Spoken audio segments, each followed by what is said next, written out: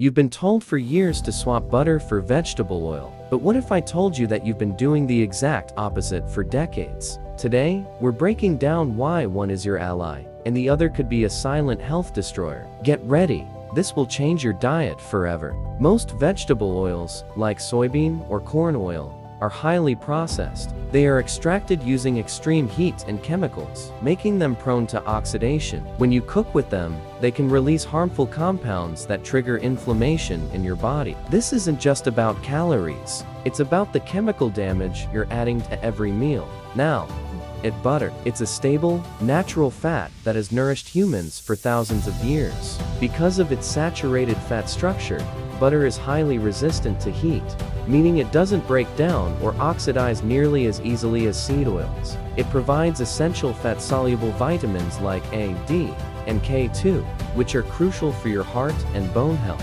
But wait, not all butter is the same. To get these health benefits, look for grass-fed butter. It has a much higher concentration of omega-3s and K2 compared to regular grain-fed options. When you're at the store, check the label. Grass-fed is the keyword. Small choices like this are what define your long-term health. Before we continue, a quick note. This video is 100% independent. I don't promote any brands or products, just pure science for your health. We are constantly bombarded with nutrition myths that keep us from feeling our best. On this channel, we strip away the marketing fluff and bring you the raw, scientific truth.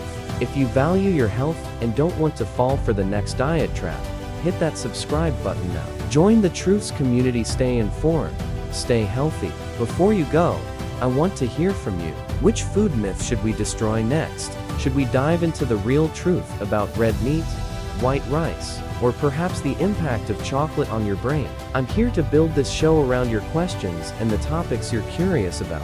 Drop a comment below with the foods you want me to analyze next. Let's build a library of real, science-backed facts together. Your feedback drives the future of this channel. See you in the next one.